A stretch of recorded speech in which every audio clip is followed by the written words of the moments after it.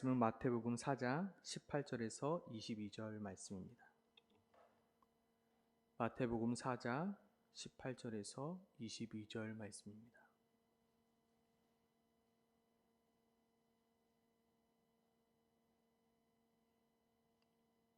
함께 하나님의 말씀을 읽도록 하겠습니다. 갈릴리 해변에 다니시다가 두 형제 곧 베드로라 하는 시몬과 그의 형제 안드레가 바다에 그물을 던지는 것을 보시니 그들은 어부라. 말씀하시되 나를 따라오라.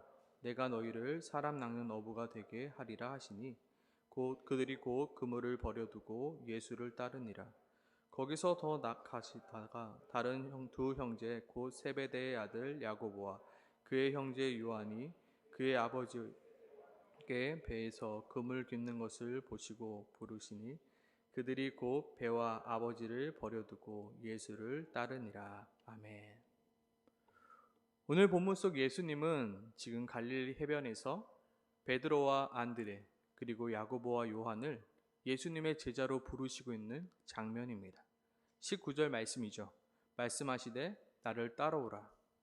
내가 너희를 사람을 낚는 어부가 되게 하리라. 예수님은 어느 날 갑자기 베드로와 안드레 앞에 나타난 것이 아닙니다. 베드로와 안드레 역시 자신을 부르시는 분이 정말 생판 처음 보는 사람이 아니라 누군지 알고 있었습니다.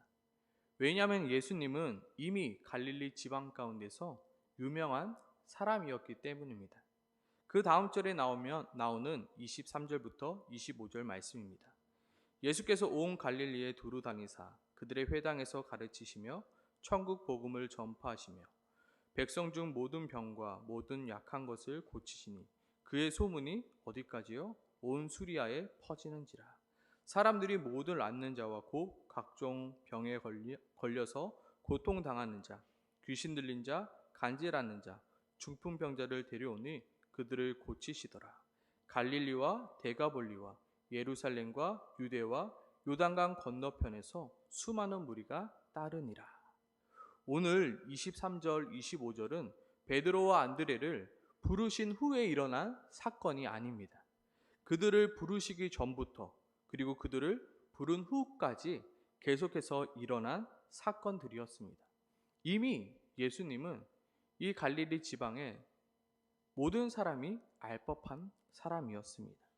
이미 베드로와 안드레도 예수님의 소문을 들었고 예수님이 어떠한 분이신지 알고 있었습니다. 그리고 마태복음 4장에는 생략되었지만 예수님과 베드로 그리고 안드레 요한 사이에 한 가지 사건이 더 있었습니다.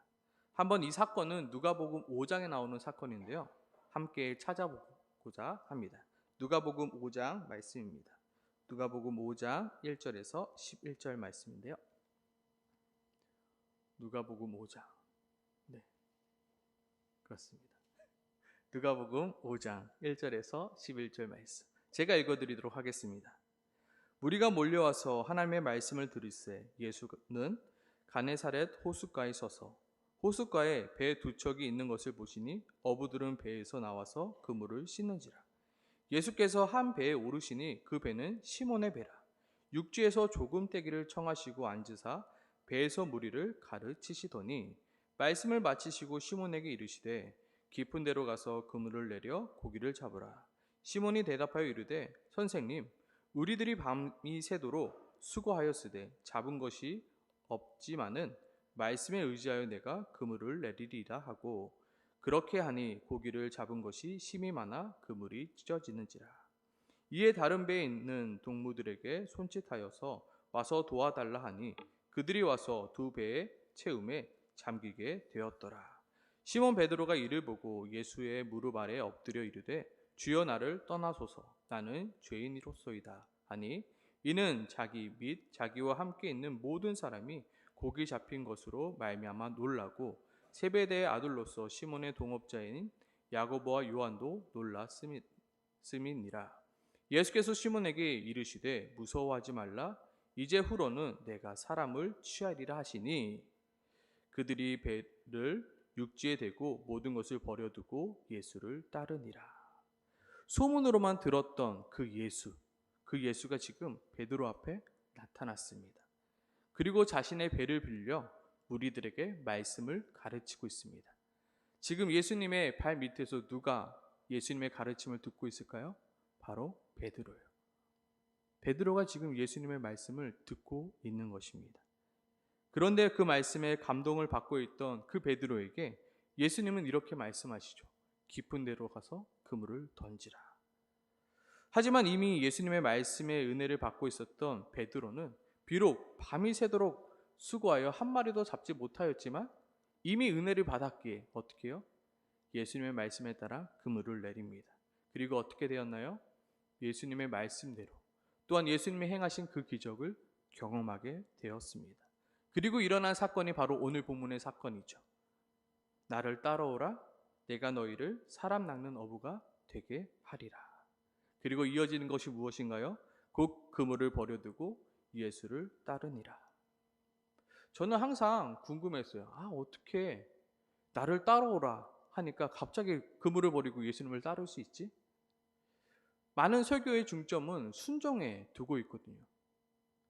베드로가 그물을 버린 것처럼 여러분도 여러분의 그물을 버리고 예수님을 따르십시오. 그렇죠? 어떻게 따를 수 있을까? 나는 따를 수 있을까? 근데 성경을 계속해서 묵상하고 또한 성경을 보니까 이런 일들이 일어났던 거예요. 그렇죠? 이미 예수님에 대한 이야기를 들었고 이미 예수님의 말씀에 은혜를 받았고 이미 예수님의 그 기적을 눈앞에 본 거예요. 그리고 예수님은 말씀하시죠. 나를 따라오라. 내가 너를 사람 낚는 어부가 되게 하리라. 이러면 좀 이해가 되죠. 그러면 나는 좀 따를만 하죠. 그래서 오늘 함께 나누고 싶은, 더 집중하고 보고 싶은 것은 바로 예수 그리스도의 부르심입니다. 오늘 예수님께서 베드로를 부르신 부르심은 완벽한 부르심이었습니다. 베드로가 도저히 거부할 수 없는 부르심이었습니다. 왜요? 감격했거든요. 보았거든요. 그 기적을요. 따라오라니까 따라간 거예요. 도저히 베드로가 따라가지 않을 수 없는 그 부르심이었습니다. 과연 오늘 본문 속 예수 그리스도의 부르심은 어떠한 부르심이었는지 오늘 이 부르심에 대해서 함께 같이 묵상해 보고자 합니다. 예수 그리스도의 부르심은 어떠한 부르심이었을까요? 첫 번째로 같이 한번 따라해 보겠습니다. 예수 그리스도의 부르심은 조건 없는 부르심입니다. 예수 그리스도의 부르심은 조건이 없는 부르심이었습니다. 예수 그리스도의 부르심은 나이에 대한 조건이 없습니다. 예수 그리스도의 부르심은 학벌에 대한 조건도 없습니다. 예수 그리스도의 부르심은 자질이나 실력에 대한 조건도 없습니다. 오늘 본문 속 베드로에 대한 부르심 또한 그 어떠한 조건도 없습니다. 나의 제자가 되기 위해서는 25세 이상부터 40세까지 되어야 한다. 나이에 대한 조건도 없습니다. 나의 제자가 되기 위해서는 그래도 헬라어, 히브리어는 좀 능통해야 되지 않겠니? 테스트 좀 보자. 어느 순간 어느 정도 되면 내가 제자로 맞이해 줄게. 도 없습니다. 나의 제자가 되기 위해서는 그래도 체력은 좀 검증해야지. 체력 테스트 좀 보자. 도 없습니다. 예수 그리스도의 오늘 부르심을 보면 아무런 조건이 없습니다. 정말로 제가 오늘 본문을 보면서 조금 웃겼던 부분이 있었습니다. 그것은 바로 18절 부분인데요. 그의 형제 안드레가 바다에 그물 던지는 것을 보시니입니다. 예수님께서 베드로를 부르실 때 뭘 보셨다고요? 그의 형제 안드레가 바다에 그물을 던지는 것을 보시니 뭐예요? 바다에 그물을 던지는 것과 예수님의 제자가 되는 것이 과연 무슨 상관이 있을까? 무슨 상관이 있을까요? 왜 예수님께서는 그물을 바다에 던지는 것을 보시고 그 다음에 베드로를 불렀을까요? 물론 많은 설교 중에서 어부와 그리고 제자에 관한 상관관계에 대해서 많은 이야기를 합니다.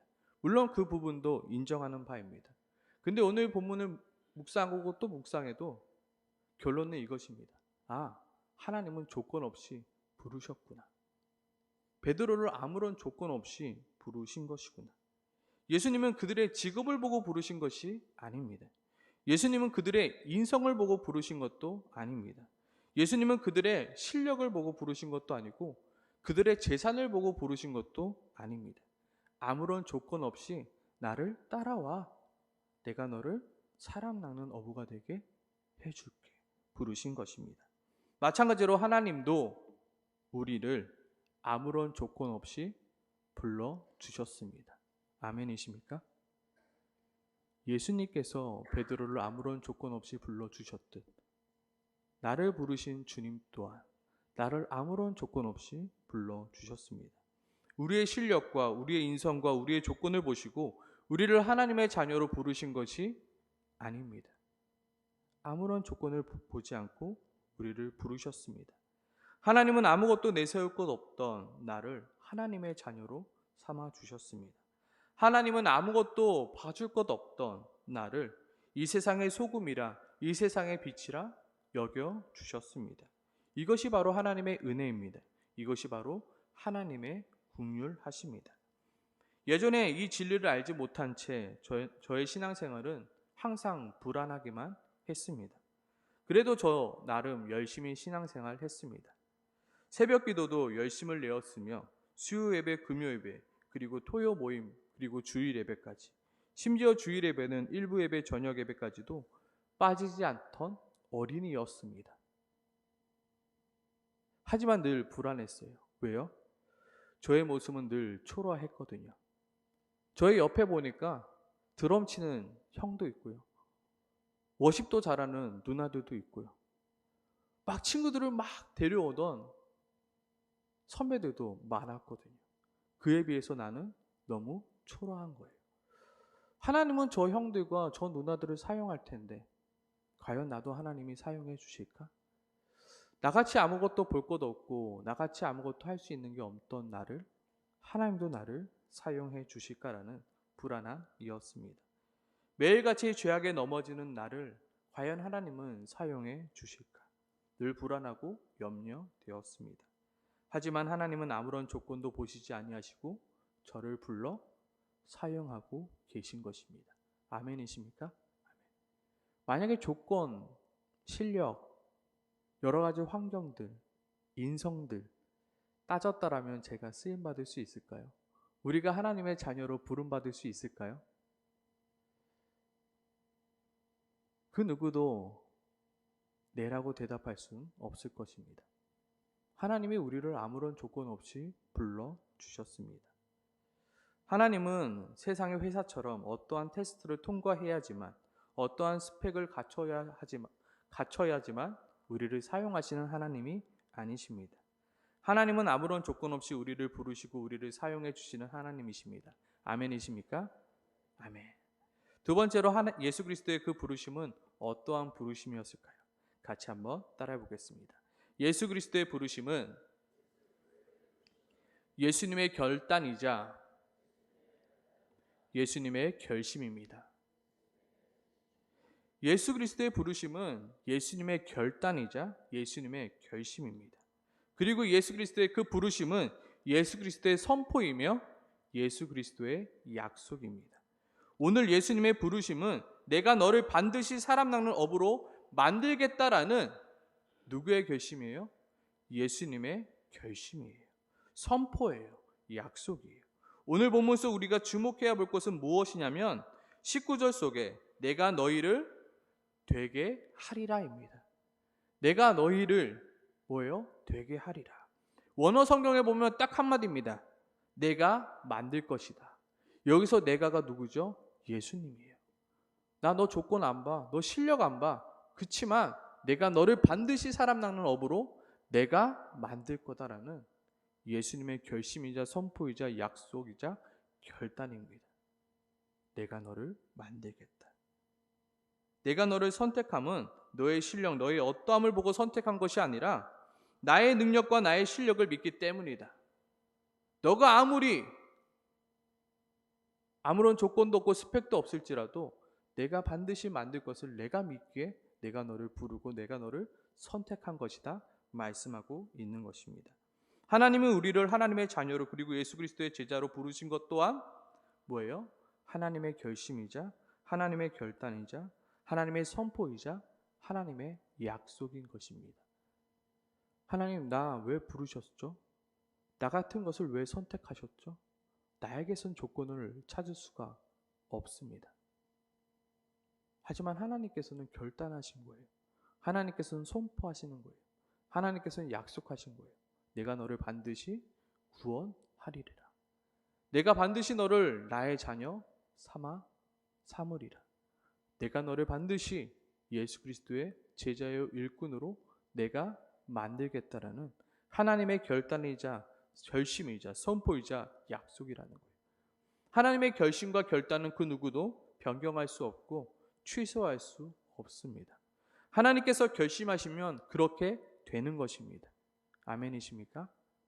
하나님이 빛이 있으라니까요. 빛이 생깁니다. 그 빛을 낮이라 부르시니 낮이 되었고요. 어둠을 밤이라 부르시니 밤이 된 거예요. 내가 너를 지명하여 불렀나니 너는 내 것이라 불렀으면 내 것이 되는 거예요. 그게 하나님인 거예요. 나는 아직 부족한데요. 나는 아직 연약한데요. 나는 아직 아닌데요. 아니요. 내가 너를 지금 불렀다. 내가 그렇게 만들 것이다. 하나님의 선포이자 결단이자 약속인 것입니다. 나에게 아무런 조건과 나에게 아무런 실력이 없을지라도 하나님이 나를 하나님의 자녀라 여겨주시는 순간 나는 하나님의 자녀가 되는 것입니다. 하나님이 나를 예수 그리스도의 제자로 삼아주시는 그 순간부터 나는 예수 그리스도의 제자가 되는 것입니다. 나와 상관없이요. 왜냐하면 하나님이 나를 하나님의 자녀로 삼으시겠다. 하나님의 자녀로 만들겠다. 선포하셨기 때문입니다. 결단하셨기 때문이십니다. 작정하셨기 때문이십니다. 그리고 하나님께서는 반드시 그렇게 하실 것이기 때문입니다.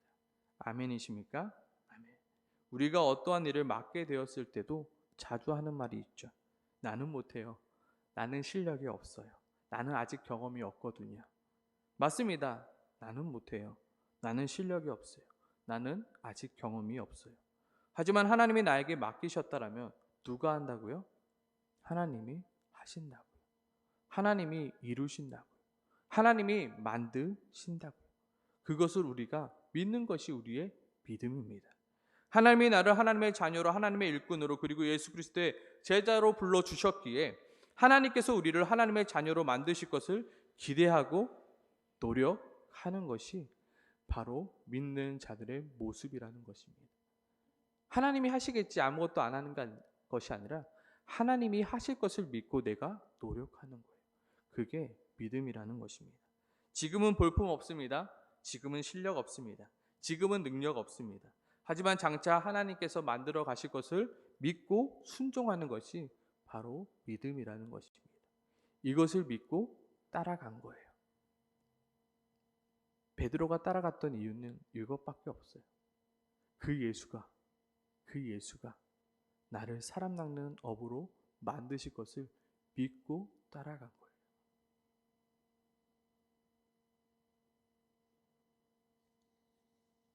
하나님 또한 우리를 그렇게 부르셨습니다. 무엇으로요?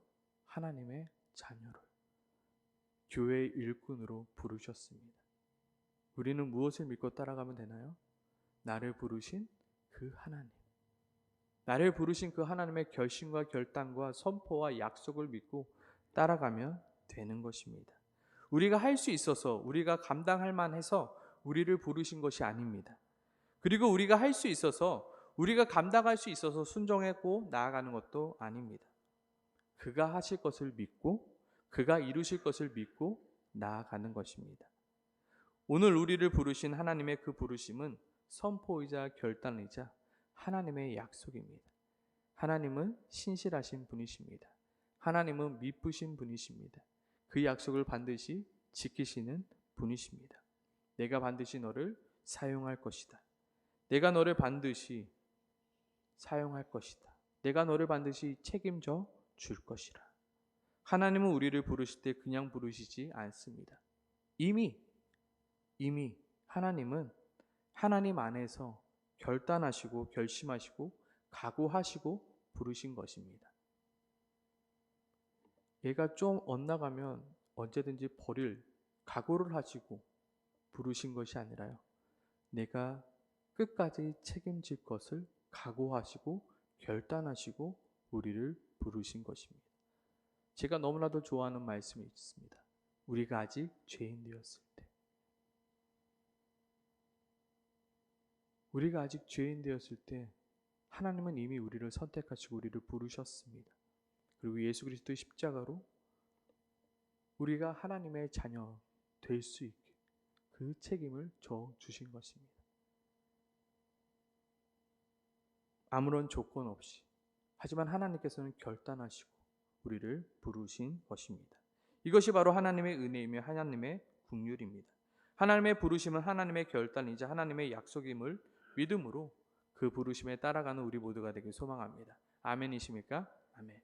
마지막으로 예수 그리스도의 부르심은 어떠한 부르심이냐면 같이 한번 따라해 보겠습니다. 예수 그리스도의 부르심은 지명하여 부르심입니다.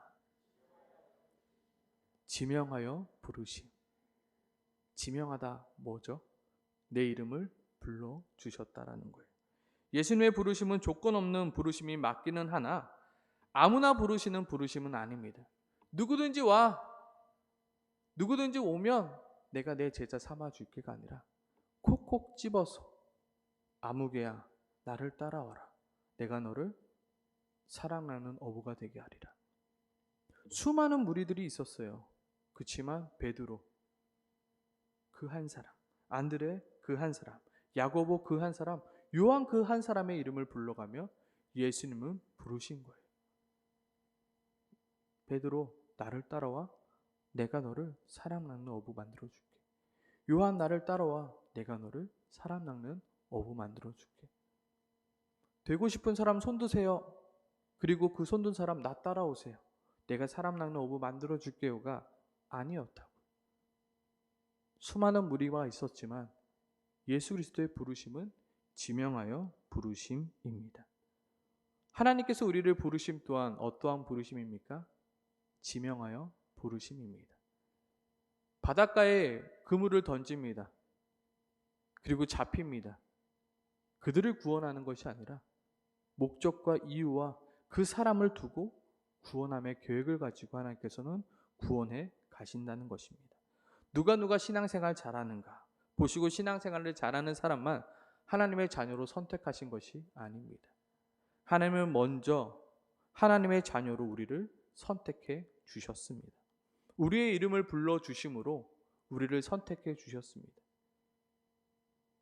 그리고 내가 너를 끝까지 책임져 주리라 약속하신 것입니다. 예수 그리스도의 부르심은 어떤 부르심이었죠? 예수 그리스도의 선포이자 결단. 내 이름을 불러주고 너를 내가 끝까지 책임져 주리라 부르시는 그 부르심입니다. 이것이 바로 하나님의 은혜이며 하나님의 긍휼입니다. 나 같은 것을 아무런 조건 없이 불러주신 그 부르심. 나 같은 자를 불러주시면서 내가 반드시 이루겠다 약속하시는 그 예수 그리스도의 부르심. 그리고 나를 콕 집어서 지명하여 불러주신 그 부르심입니다. 우리는 우리를 너무나도 잘 압니다. 내가 얼마나 형편없는 사람인지요.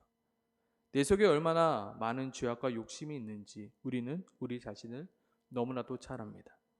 그러나 하나님은 우리를 우리보다 더 잘 알고 계십니다. 나의 머리털까지 세시는 그 하나님이시며 나의 마음의 생각까지도 모두 아시는 하나님이십니다. 그럼에도 불구하고 하나님은 나를 무엇하셨다고요? 불러주셨다고요. 그것을 다 알고도 하나님은 나를 불러주셨다고요. 그것을 다 알고도 너는 내 자녀라 불러주셨고요. 그것을 다 알고도 교회의 일꾼으로 예수 그리스도의 제자라 그리고 이 세상의 빛과 소금으로 불러주셨다는 거예요. 우리의 실력을 믿고요. 우리의 능력을 믿고요. 우리의 인성을 믿고요. 우리의 어떠함을 믿고요. 아니요. 그분의 능력과 그분의 은혜와 그분의 실력과 그분의 전능하심을 믿고 우리를 부르셨다는 것입니다. 아멘이십니까? 그것을 의지하는 우리가 되길 소망합니다. 나를 부르신 분이 누구이신지, 나를 불러주신 그 부르심이 어떠한 부르심인지 그 부르심을 잊지 않는 우리가 되길 소망합니다. 아멘이십니까? 아멘.